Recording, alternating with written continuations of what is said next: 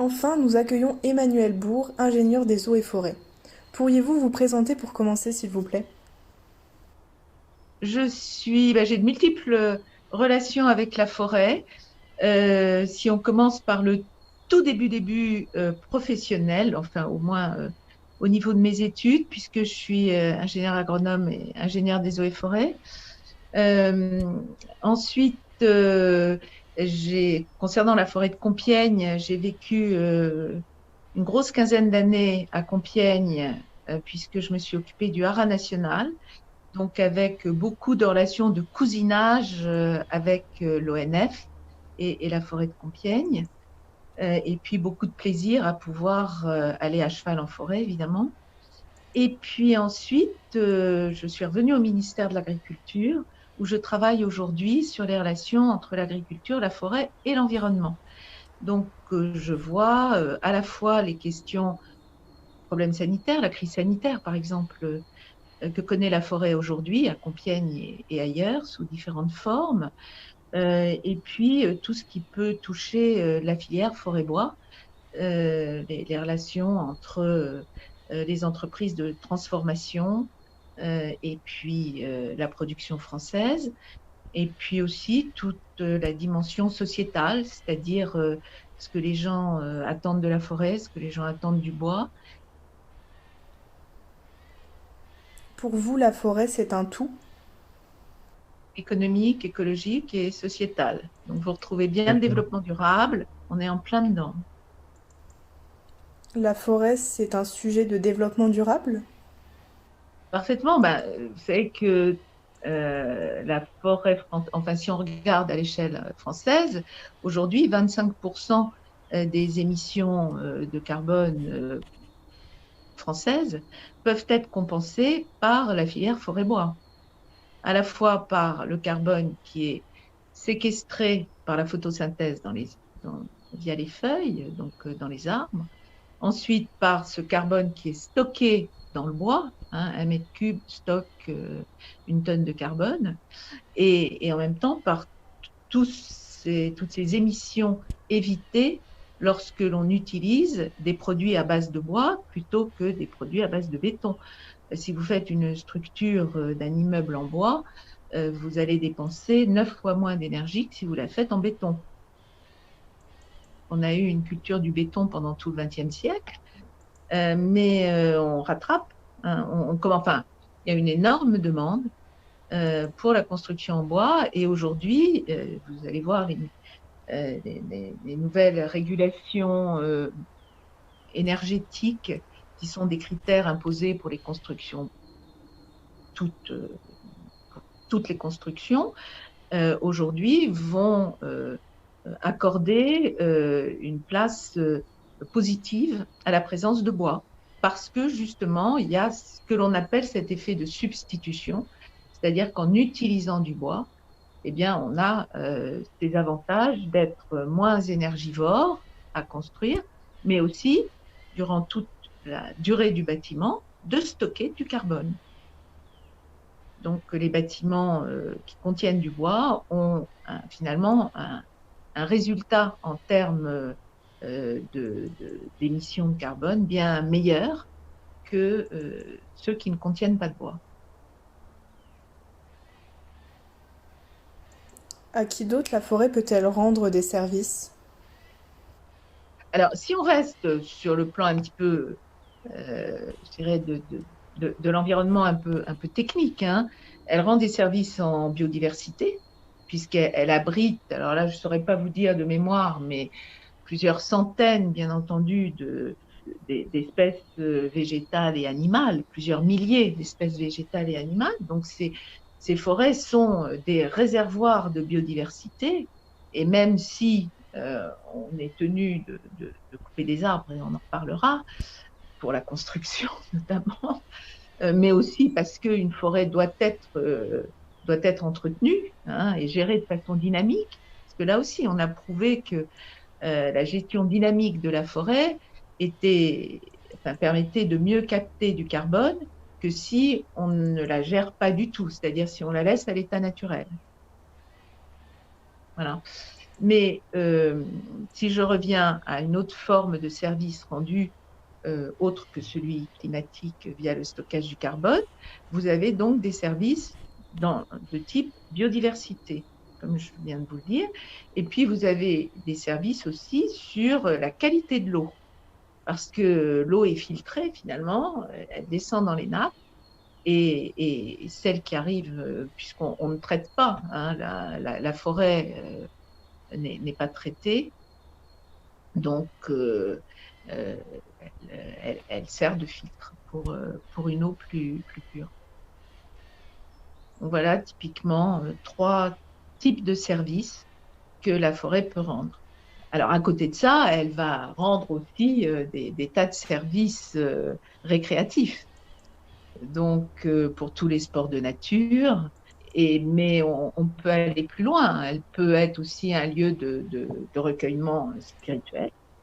Elle peut aussi être un lieu de bien-être, tout bêtement.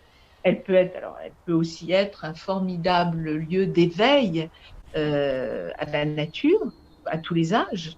Découvrir la forêt, c'est découvrir, la vie des arbres, mais aussi la vie des animaux et de leurs habitats, la vie du sol.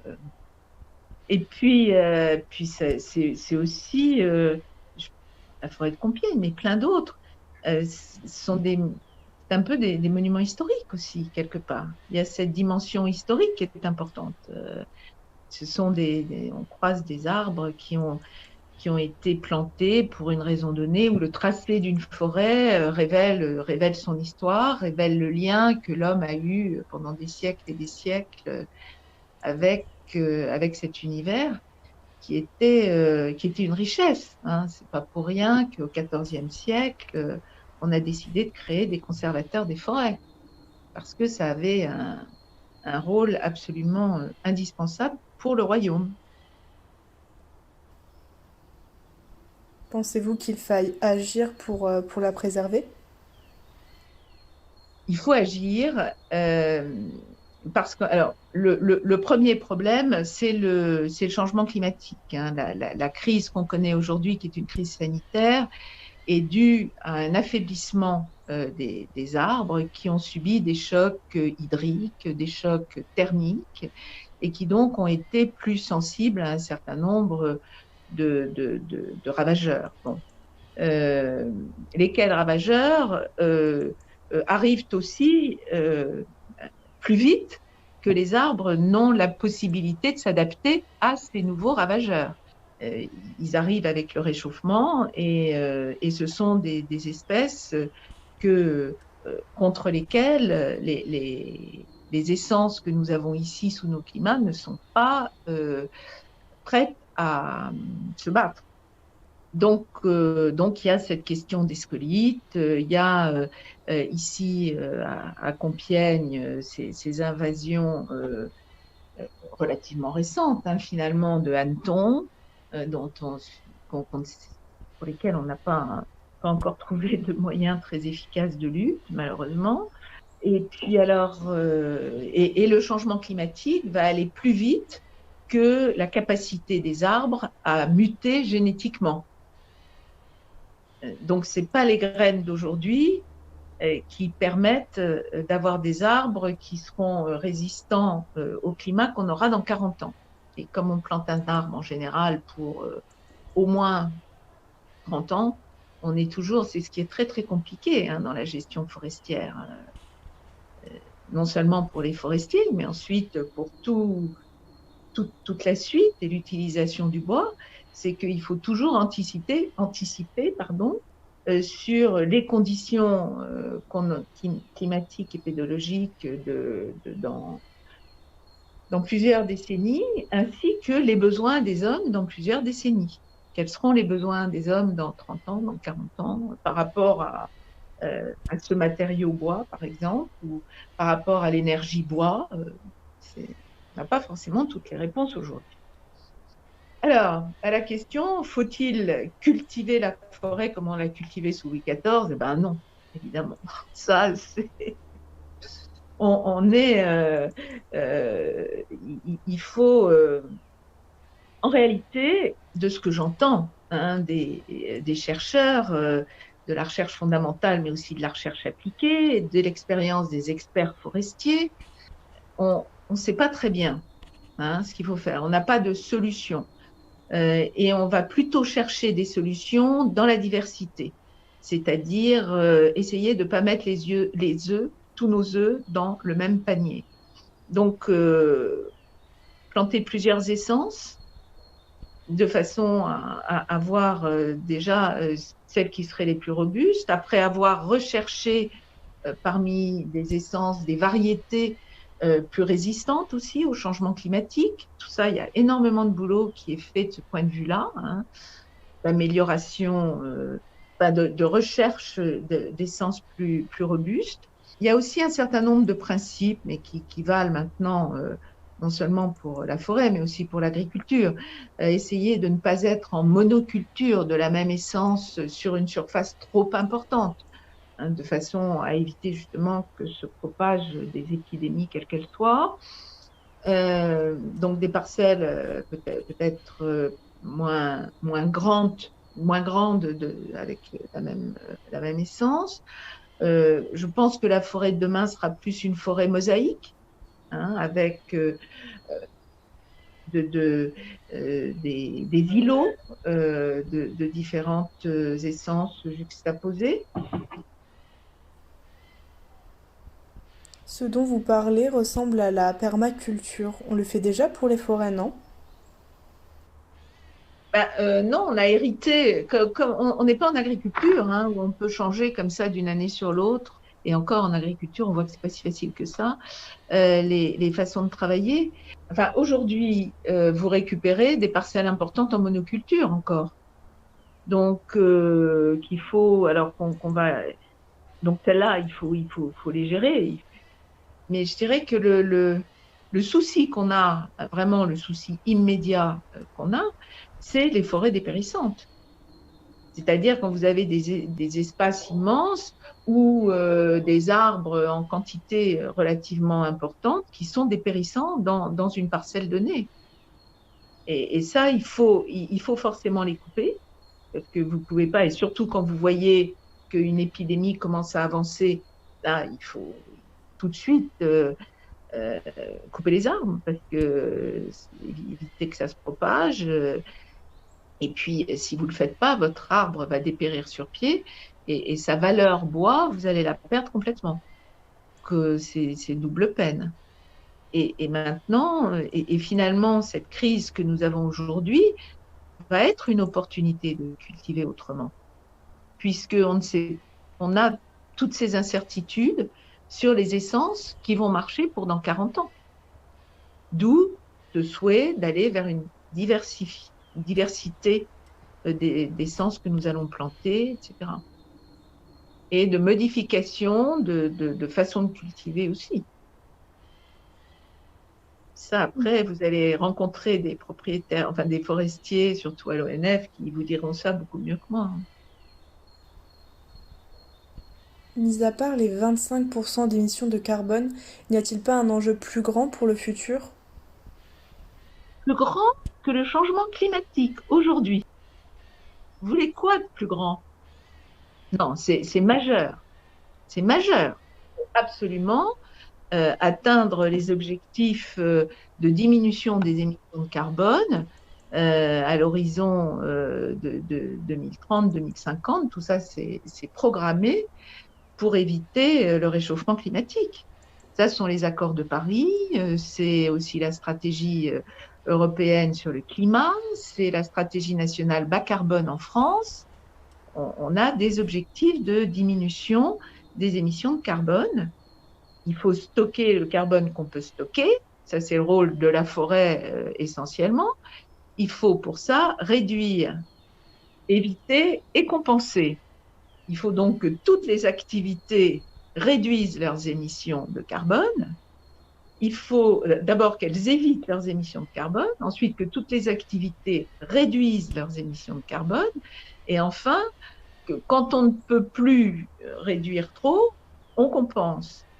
Et sachant que la forêt, donc je vous parle de la forêt chez nous, hein, je vous parle en Europe, hein, déjà, elle va vous compenser 25% des émissions de gaz à effet de serre. Donc c'est quand même énorme. Alors l'idéal, enfin ce qu'il faut évidemment, c'est lutter contre les déforestations, mais il n'y en a pas chez nous. Vous savez bien que la forêt en France, elle croît depuis un siècle. Donc, la déforestation, elle concerne d'autres continents. Et la façon que nous avons, nous, de lutter contre cette déforestation, c'est de ne pas importer de bois en provenance de ces continents-là, de ne pas rentrer dans le jeu du commerce international de bois euh, qui n'est pas géré durablement. Et puis, de lutter par tous les moyens diplomatiques que nous avons, évidemment, pour ça. Mais quand on est en Europe, et en particulier en France, là, on n'a pas de problème de déforestation. On ne récolte qu'un tout petit peu plus que la moitié de la croissance du bois sur le territoire français, de la croissance des forêts. On récolte 60% à peu près de la croissance des forêts. On n'est pas dans une situation, on est très très loin d'être dans d'avoir un risque de déforestation. Par contre, la crise sanitaire que nous vivons aujourd'hui, elle, effectivement, est de nature à perdre des surfaces, ça clairement. Bon, elles ne sont pas encore évaluées véritablement, mais ce sera significatif. Et c'est pour ça qu'il faut faire en sorte que ce bois qu'on va être obligé de couper puisse être réutilisé derrière en bois d'œuvre, en bois de chauffage, etc. Et donc nous permettre de bénéficier de cet effet de substitution par rapport aux émissions de carbone. Donc, le rôle écologique de la forêt, ça commence par, et c'est de mon point de vue, majoritairement la question de la séquestration, du stockage du carbone par rapport à cet enjeu du changement climatique, qui est très très fort.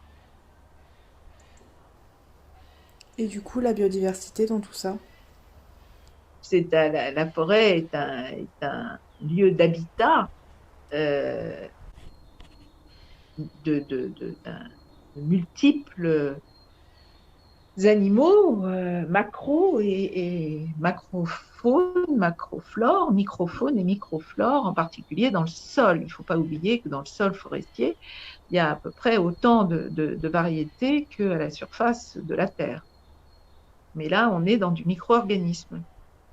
Mais c'est important, c'est aussi important que le reste, puisque c'est le sol qui va permettre de nourrir les arbres, et que c'est la vie du sol qui permet de transformer des minéraux, des gaz, de faire cette synthèse entre l'aérien et la croûte terrestre, et de transformer tous ces minéraux pour les rendre accessibles, ces matières, pour les rendre accessibles aux racines, et donc leur permettre de rentrer dans la construction de l'arbre, du bois.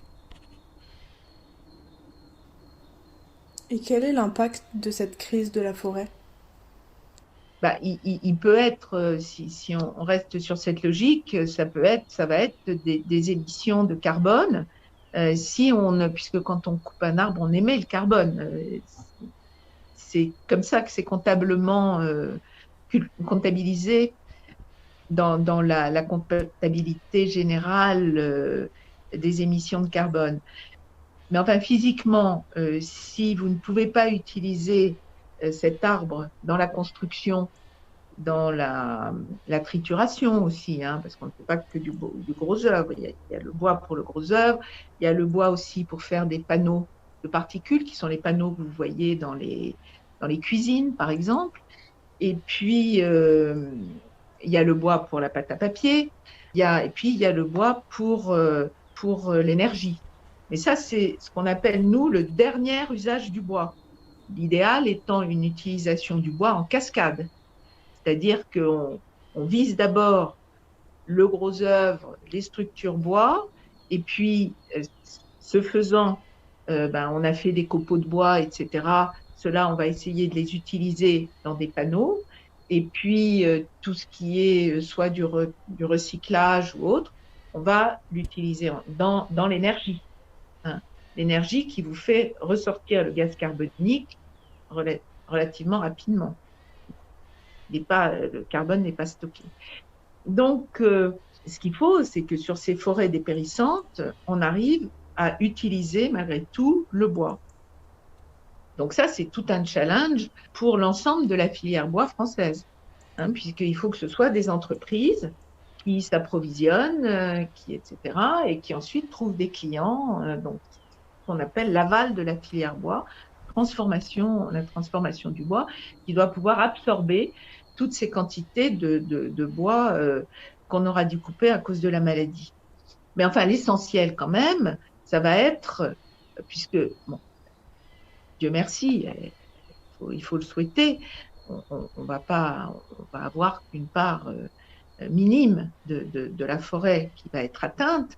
L'essentiel ensuite, c'est de planter derrière. C'est ça qui est le plus important. Si on plante, on continue à approvisionner, à nourrir ce cycle du carbone et donc on va continuer à faire en sorte que la forêt capte du carbone, puisque l'arbre capte du carbone pendant toute sa croissance. D'où ce que nous disions tout à l'heure, on se trouve en plein changement climatique et donc on a des risques. Et pour limiter les risques, il faut diversifier les plantations et puis cultiver un petit peu autrement.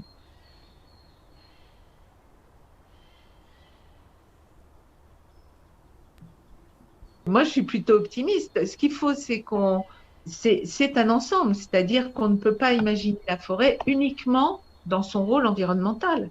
On est vraiment sur les trois piliers du développement durable. Il y a le rôle environnemental de la forêt, mais il y a sa fonction, il faut y assortir une fonction économique, parce que on ne peut pas cultiver la forêt uniquement avec des moyens publics. Enfin, si vous voulez, il y a une économie derrière ça, il y a des emplois, c'est tout un ensemble, et il faut que l'économie de la filière fonctionne bien si on veut aussi créer de la valeur ajoutée en France. Aujourd'hui, il y a un problème sur les exportations de grumes. C'est très dommage parce que finalement, on exporte notre bois brut et il nous revient en, en parquet, en escalier, etc. Et la valeur ajoutée a été faite ailleurs. Elle n'a pas été faite en France avec des entreprises françaises et des emplois en France. Donc, tout ça, c'est des choses dont il faut se préoccuper dans l'intérêt du rôle environnemental de la forêt. On ne peut pas dissocier le côté économique du côté environnemental. Il faut absolument les gérer ensemble. Et puis, le côté social, il est important aussi. La société s'approprie la forêt dans son sens global que j'ai essayé de vous décrire. Parce que je pense que les gens manquent d'informations sur la photosynthèse, sur comment ça fonctionne. Si vous savez ce que c'est que la photosynthèse, vous comprenez mieux pourquoi la forêt et la filière forêt-bois compensent 25% des émissions de gaz à effet de serre en France. Donc on l'apprend un peu à l'école, mais peut-être pas complètement. Donc, c'est important. L'ONF, je crois, fait des portes ouvertes pour les écoles. C'est important que les jeunes puissent comprendre comment ça fonctionne.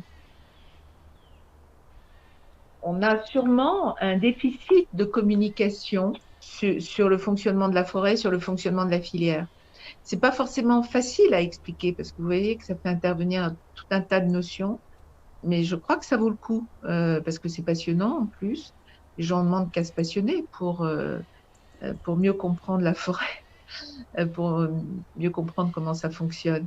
Et puis, il faut aussi qu'ils s'attendent à ce que, pour ces raisons climatiques, la forêt évolue. Je pense que l'homme a besoin de s'en occuper de cette forêt, différemment, mais il faut continuer à s'en occuper.